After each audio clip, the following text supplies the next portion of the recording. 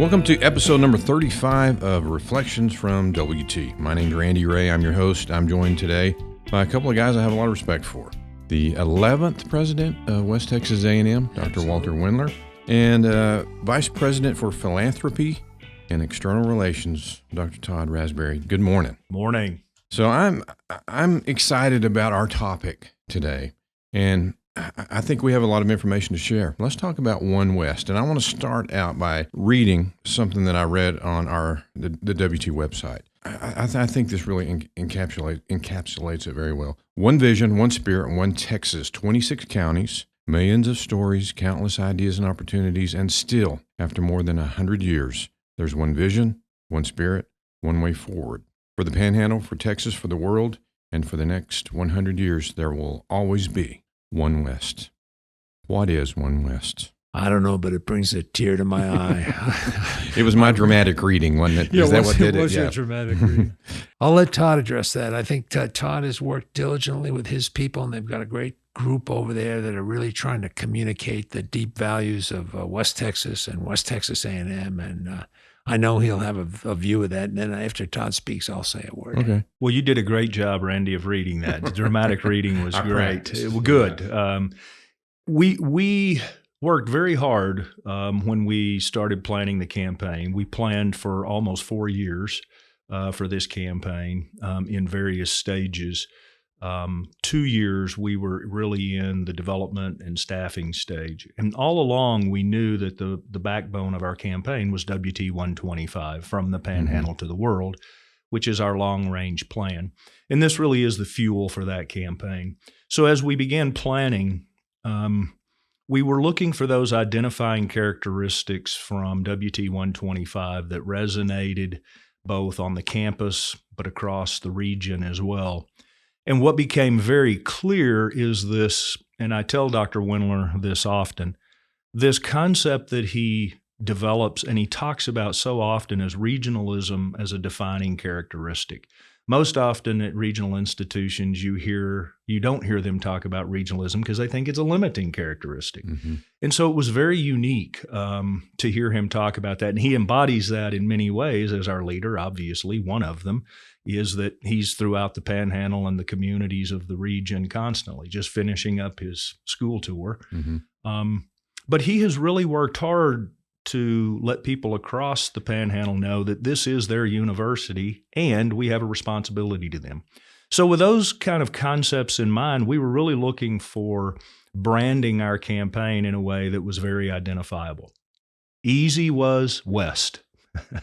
We're West Texas A&M University. The name has changed 5 times, but it's always been WT. He's always been in there, yeah. And so it was nice to be able to have an identifying logo and a brand that kept the West in there.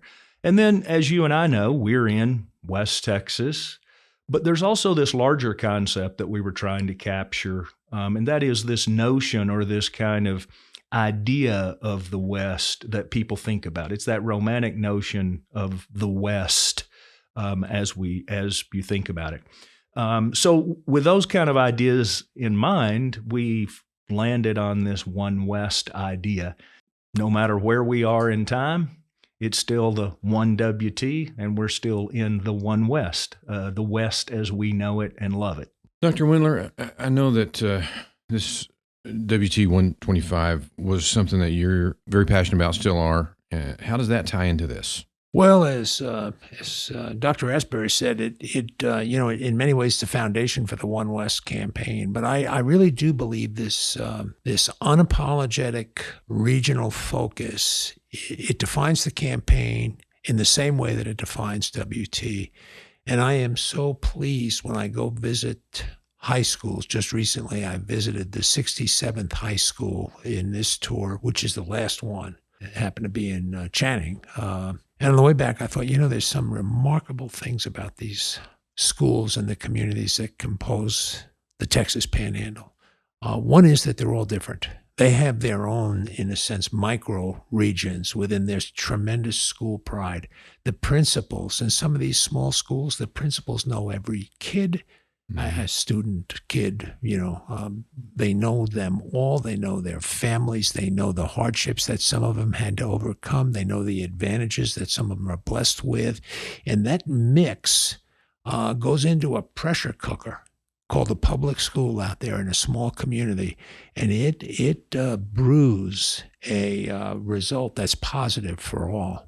And it's remarkable. I was in Kelton, 4 seniors, and I'm happy to report that 50% of the senior class is coming to WT, which is, both of them, and it's just, it's remarkable. And they're attached to the university. Many of the faculty, the teachers, and administrators come from those universities, and I consider it to be an important charge for me, for Todd, for Neil Terry, for all of the vice presidents, to make sure we sustain the best parts of the value systems that make up this region because they're distinctive. We will be distinctive, not because we declare it, but because we hold on to these deep-seated values.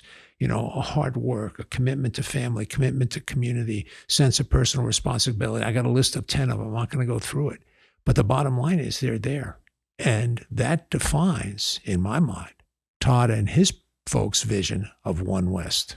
Dr. Rasberry, let me ask you. So your position here at WT, you're over the campaign. What background do you have? What makes you want to do that? And tell me about your love for WT and your background. Yeah. When I got here, it was almost 3 decades in higher ed, all of it in the fundraising side. That was not my vision of what I would be doing in higher ed. I thought I would do fundraising a little while I finished a terminal degree, and then I'd do something else. But I fell in love with it because it really is. I say this often to my staff. We are the tail of the dog. We don't wag the dog. You don't have to have a fundraising organization at a university in order to be a university. Mm-hmm. So, but what we do, what we provide, and it's even more important now than it might have been 50 or 100 years ago, is the fuel for the vision and the plan of a university. Yeah. Because if you don't have the public-private partnership in public education, it's very, very hard to accomplish the things that you want to accomplish and fulfill the vision like we have in WT 125.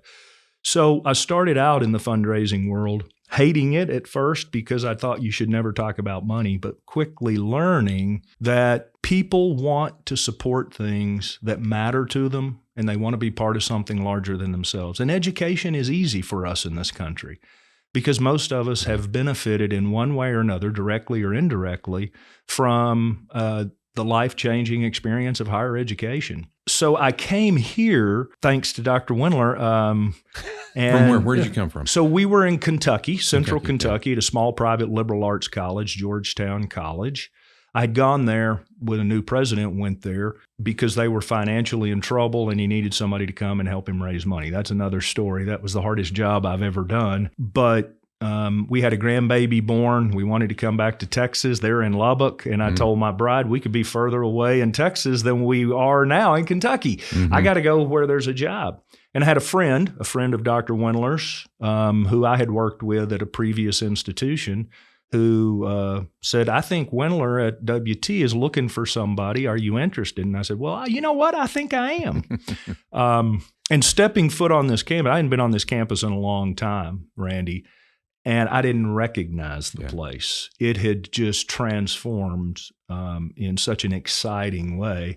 And then visiting with Dr. Wendler and Dr. Brad Johnson, who was the chair of the search committee, about how WT was envisioning itself and what it was accomplishing was very, very exciting. And I'd just come from a place that we were working really hard to save it from the accrediting agency closing the doors because of being out of financial compliance.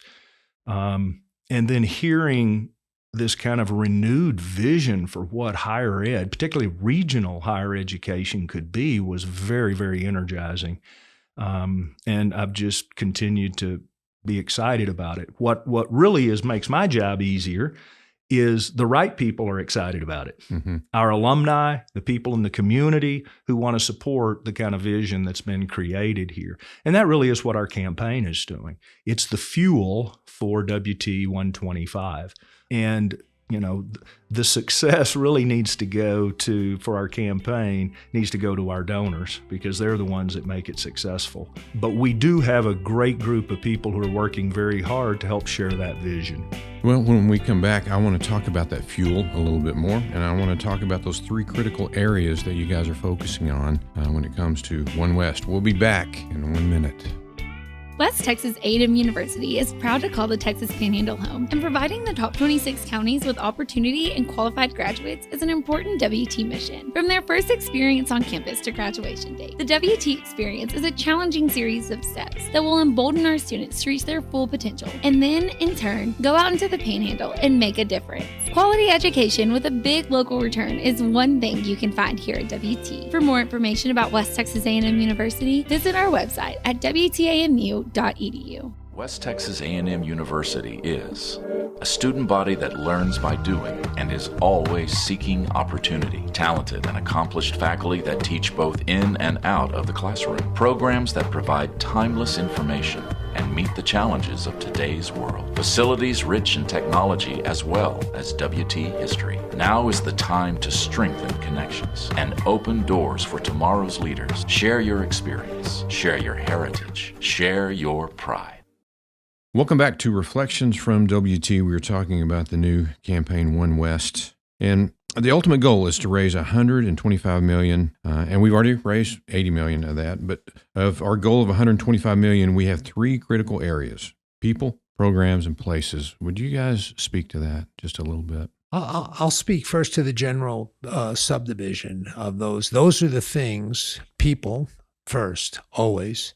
The programs that those people create and the places that they create them in. That covers the full range of campus resources. And of course, people are always the most important. And the focus on this campaign, and we are receiving gifts and will continue to receive gifts related to places and programs, there's no question about it. But we are interested in endowments for faculty and for student scholarships to support our people.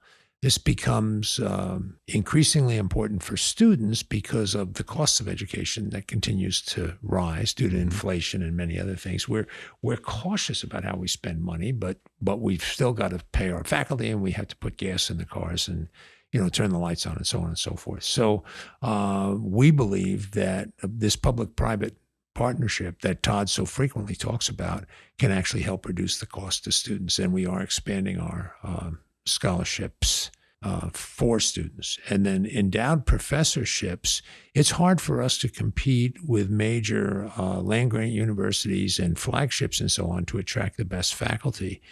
But the recognition that's brought to a faculty member through an endowed position, even if it's a modest endowment, is very valuable. It's the nature of the profession. I've been teaching students on and off, mostly on, since 1975 when I started teaching at LSU. And faculty appreciate the recognition for their good efforts that comes from, being rewarded with something like an endowed professorship. So these 2 things are critical in my mind to the campaign.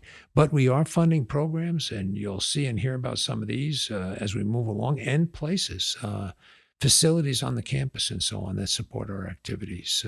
You're going to see a lot, and we're going to. I say, and it makes Todd nervous when I say it, but we're going to get to that $125 million ahead of schedule. I can promise you that it's going to happen. It's just going to happen. Dr. Rasberry, what's the hardest part of your job? Well, the thing that we have the least control over is timing. We don't make decisions for our donors. They decide when they're going to give and what they're going to give. This is a comprehensive campaign, by the way. So if you give a philanthropic gift to anything at WT during this campaign, it counts. So we want to make sure that we have structured, and when Dr. Wendler and I visited early on, this isn't his first campaign as a university president. We talked about the importance of that, being able to say to our donors, what's passionate to you and what is it you want to invest in? So we've structured it where that works. We do have priorities, as you have mentioned, and Dr. Wendler has mentioned, people being our first priority. So the hardest part of my job is being patient, and knowing that my timing is irrelevant in my work. It's always the donor's timing.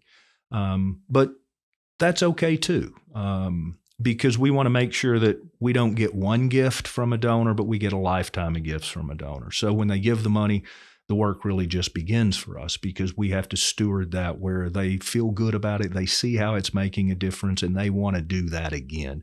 And I could share with you story after story of people who have given money and say their life has been transformed by it right here at WT. Oh, yeah. And it's a lot of fun to hear those stories. Yeah, you mentioned before our break that you said it's probably more important than it was 50 years ago, 100 years ago.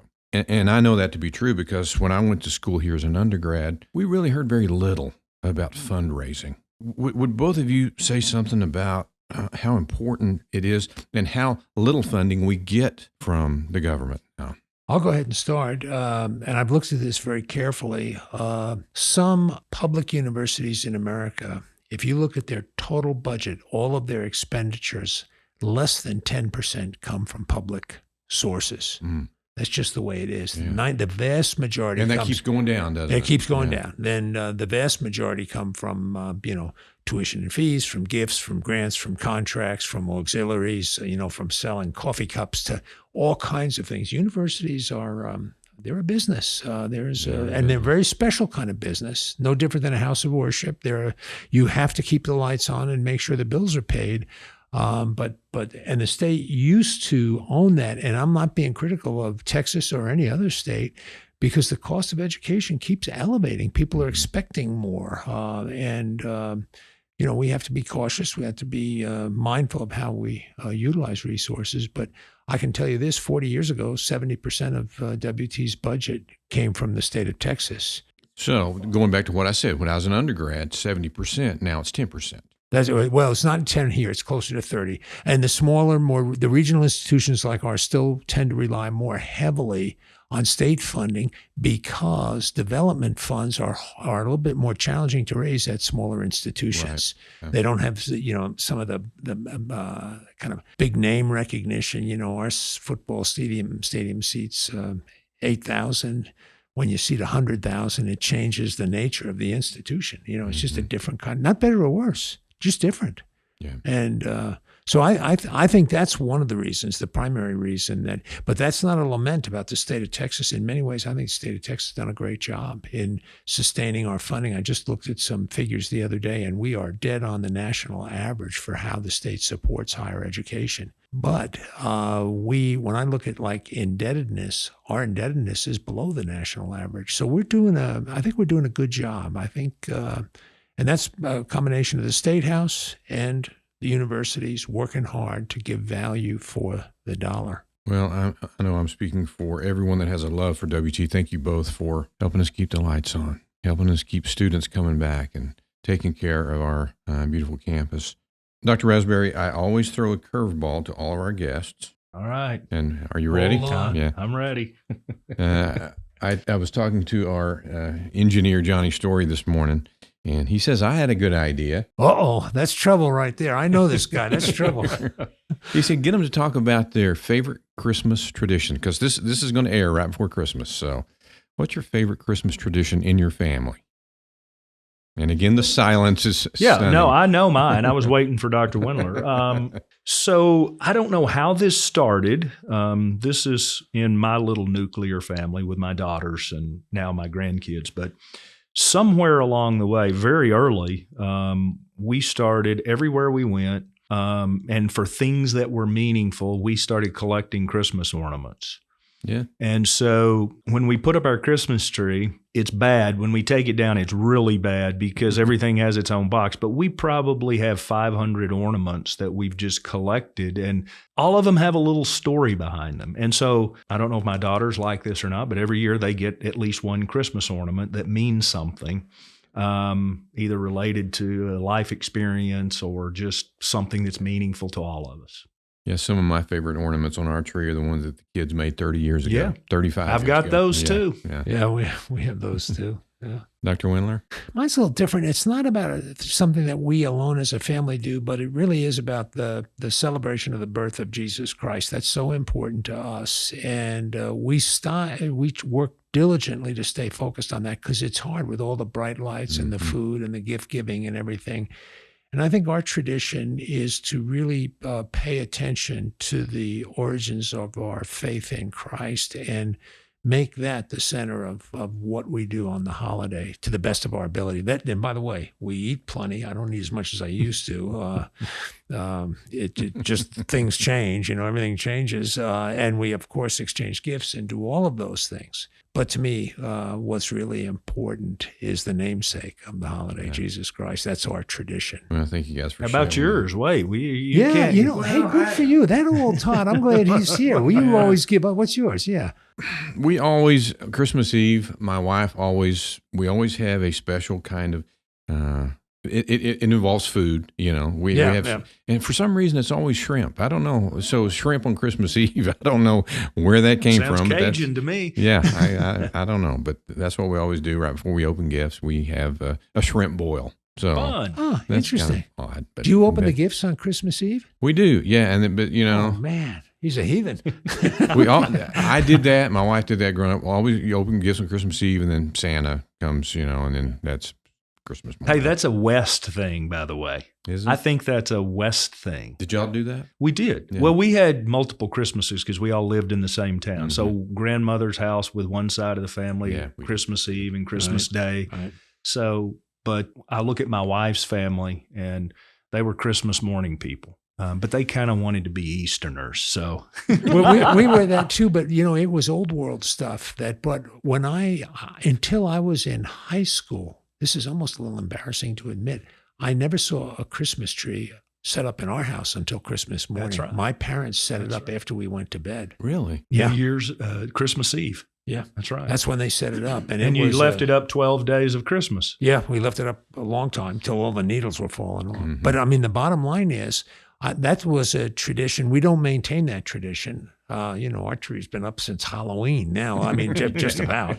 But that was a powerful tradition in our family. And my father, we came from a working class family. My father would go out on Christmas Eve and buy the tree. And I'll tell you what, $1 will get you a whole lot on Christmas Eve when you're talking about Christmas trees. Almost as good as a baby when you're hiring a fundraiser. But at any rate, it was a kind of a tradition in the family. So the house, for that 24-hour period on Christmas Eve and Christmas Day, it was energized with getting everything ready. Yeah. Well, on behalf of everyone at West Texas A&M University, we want to wish you a very Merry Christmas and Happy New Year. We will see you next year.